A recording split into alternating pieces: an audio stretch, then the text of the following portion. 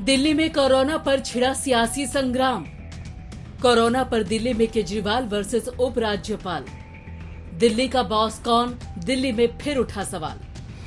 पिछले कुछ दिनों में दिल्ली में कोरोना की वजह से कोरोना के केस बढ़ रहे हैं। ये थोड़ा चिंता का विषय है, लेकिन घबराने की कोई ज़रूरत नहीं है। मैं आपका मुख्यमंत्री आपको ये भरोसा दिलाना चाहता हूँ कि आपकी सरकार कोरोना से 4 कदम आगे चल रही है।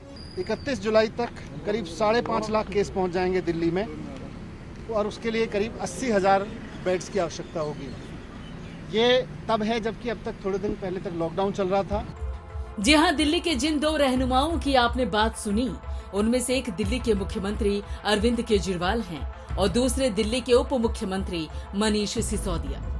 दोनों एक ही पार्टी यानी आम आदमी पार्टी के ही हैं और दिल्ली में सत्ता और सरकार भी एक ही पार्टी की है यानी आम आदमी पार्टी की।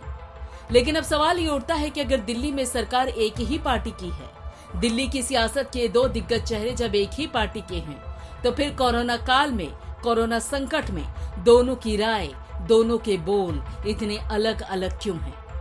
कुछ दिन पहले ही दिल्ली के मुख्यमंत्री अरविंद केजरीवाल दिल्ली के लोगों से कह रहे थे कि कोरोना काल में घबराने की जरूरत नहीं है।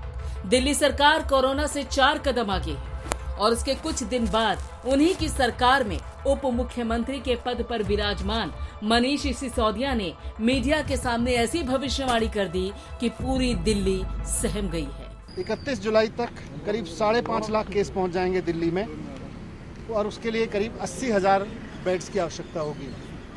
ये तब है जबकि अब तक थोड़े दिन पहले तक लॉकडाउन चल रहा था। अब सवाल ये उठता है कि जो दिल्ली सरकार कुछ दिन पहले दिल्ली के लोगों को कोरोना काल में चिंता न करने की नसीहत दे रही थी, अचानक वही सरकार दिल्ली के लोगों को डराने क्यों लगी है? दरअसल दिल्ली सरकार के बदले हुए रुख का सबसे बड़ा कारण है सियासत। जहाँ एक तरफ दिल्ली कोरोना काल में वेंटिलेटर पर पहुंचने के लिए तैयार है, दूसरी तरफ दिल्ली और केंद्र की सत्ता में इस सवाल का जवाब खोजा जा रहा है कि दिल्ली का बॉस कौन है। और ये सवाल इसलिए उठा क्योंकि दिल्ली के मुख्यमंत्री के फैसले को उपराज्यपाल ने बदल दिया।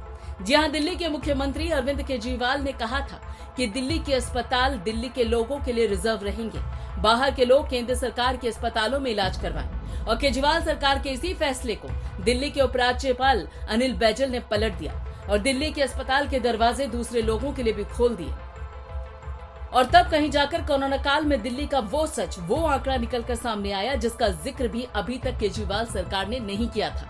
अब सवाल ये उठता है कि मनीष सिसोदिया ने जो आंकड़ा कोरोना मरीजों को लेकर उपराज्यपाल के फैसले के बाद बताया है, वो पहले क्यों नहीं बताया? उसे छुपा कर केजरीवाल सरकार ने क्यों रखा?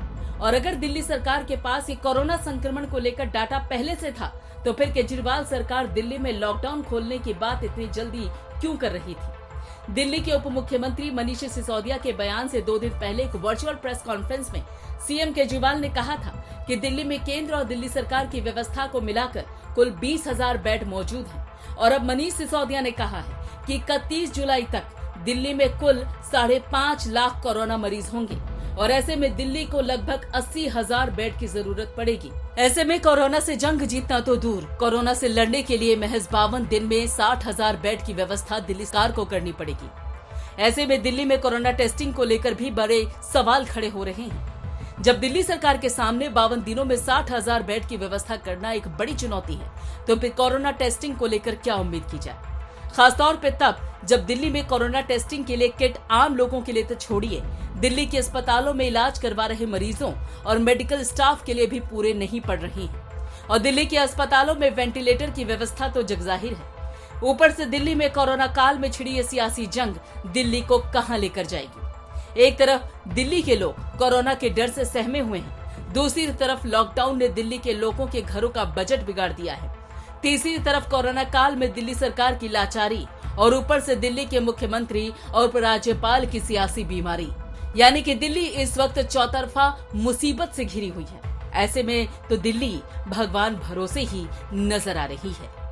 और आप हमसे जुड़े रहने के लिए सब्सक्राइब करें YouTube पर, फॉलो करें Twitter पर और लाइक करें Facebook पर। और ज्यादा जानकारी के लिए न्यूज नशा की वेबसाइट पर जाएं। आपको टाइप करना होगा सिर्फ न्यूज नशा।